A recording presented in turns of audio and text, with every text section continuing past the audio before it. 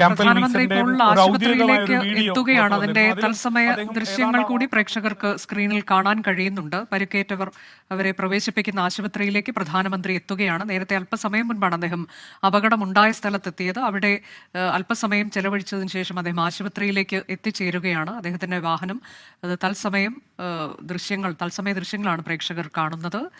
Mayor Ahmedabad mayor പ്രധാനമന്ത്രിയോടൊപ്പം ഉണ്ടായിരുന്നു. പക്ഷേ അവർ ഈ ഘട്ടത്തിൽ പ്രതികരിക്കാൻ തയ്യാറായിട്ടില്ല. എയർ ഇന്ത്യയുടെ സിഇഒ ക്യാമ്പൽ വിൽസണും ഇന്ന് അല്പസമയം മുൻപ് ദുരന്ത സ്ഥലത്തെത്തി. അദ്ദേഹവും പ്രതികരിച്ചിട്ടില്ല.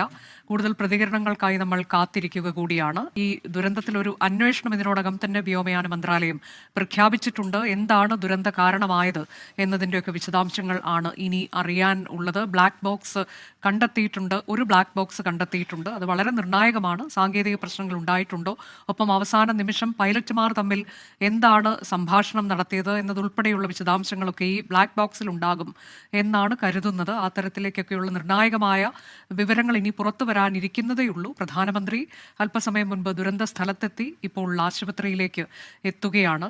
290 പേർ മരണമടഞ്ഞു എന്നുള്ളതാണ് സ്ഥിരീകരിച്ച് പറയാൻ കഴിയുന്ന കണക്ക്. പ്രദേശവാസികളും മെഡിക്കൽ കോളേജ് വിദ്യാർത്ഥികളും ഉൾപ്പെടെയാണ് 290 പേർ എന്നത്. അതിൽ 241 പേരാണ് യാത്രക്കാരായി ഉണ്ടായിരുന്നത്. ഒരാൾ അത്ഭുതകരമായി രക്ഷപ്പെട്ടു. ആ ദൃശ്യങ്ങളൊക്കെ നമ്മൾ ഇന്നലെ തന്നെ കണ്ടതുമാണ്.